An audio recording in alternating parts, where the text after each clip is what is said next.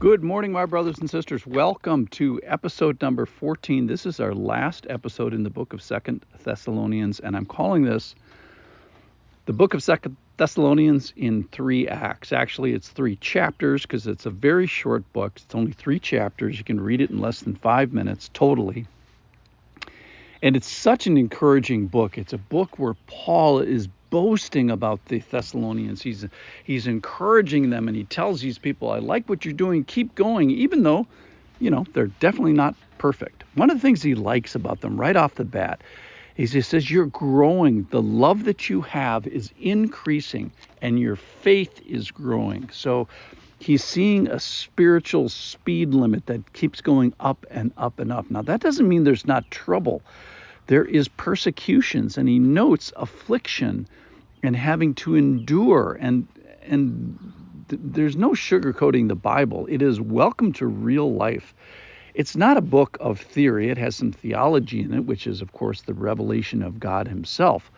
But the revelation of God himself is into a real world. And I don't know if your world is like mine, but it is a world of some pain and misunderstanding and suffering and backsliding and even death.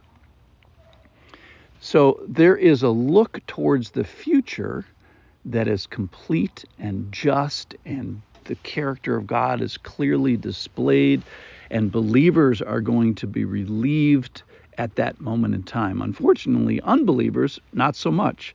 They are getting what they ask for, which is to be away from the presence of the Lord. That's in chapter 1, verse 9. And then it describes some other natural consequences of this rebellion, of suffering and being away from the glory and vengeance. So there's this charge at the end of chapter 1 is that though we cannot earn a part of his kingdom, God can make us worthy, and we can not earn it, but we can certainly honor the position that he's given us. And what is it that we're worthy of? What is his calling to? Is his calling to ministry? Yes, but that's secondary. The primary calling that's emphasized in the book of 2 Thessalonians is God's calling us to himself. That's chapter 1. Okay, chapter 2.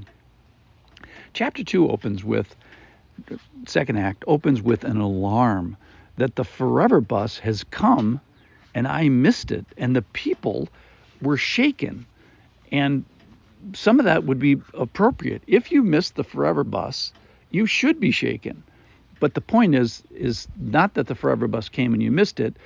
The point is that you misunderstood. In 1 Thessalonians, he says that there's going to be, actions in the heaven and clouds and people going up and meeting the Lord. It's not going to be something that's secret. Now, it will be a surprise timing-wise, but it's not going to be a secret. So there's a little bit of a remembrance of that. But the second thing is you have to give these guys some slack. This book was written on the second missionary journey. And when did the gospel come to the Thessalonians? Guess what? It was on the second missionary journey.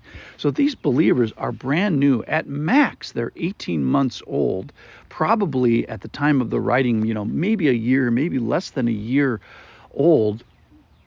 And so you have to love their early intent. And their early intent is to be on the bus. Now, the fact that they misunderstand it and that there was maybe some confusion is understandable.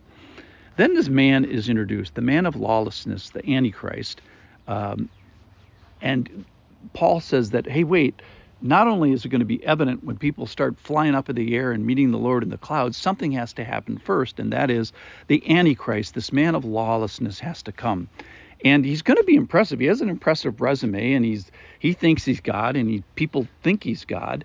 But then we find out that the Lord's been restraining him, and the Lord allowed his revelation at the Lord's timing, and only for a short time, and that he's going to kill him with the breath of his mouth. So he's going to be no big deal eventually.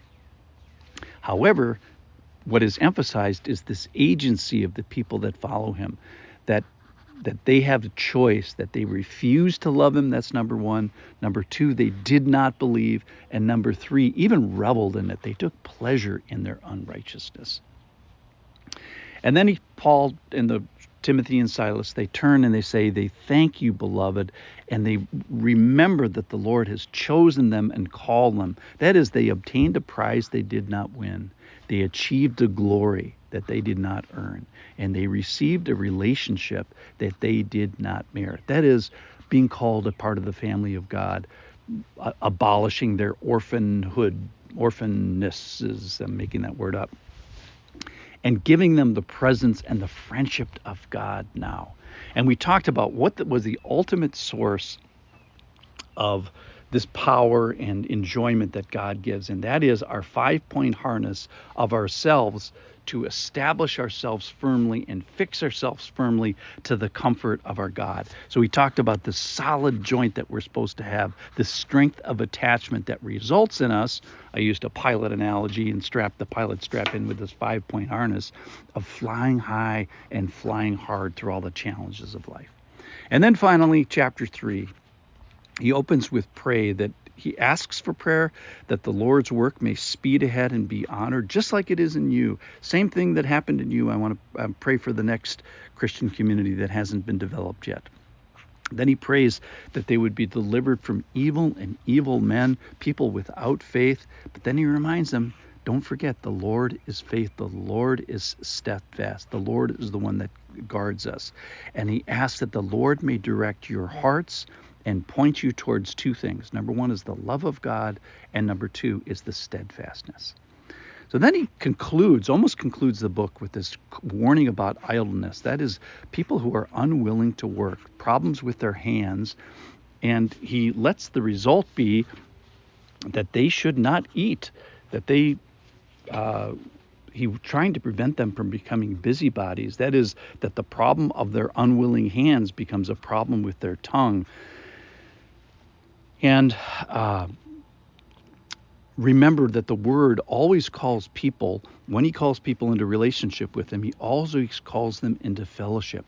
And he's, with two exceptions. One are people that are sent out. He's not talking about that in this chapter. But the other ones is people that are put out so that they come back to the Lord. And then finally the book closes with this noticing weariness. Be curious. Give attention to the weariness of others so that people come back, that they would be restored to fellowship. You got to love the book of Thessalonians. I'm going to miss them just like Paul did.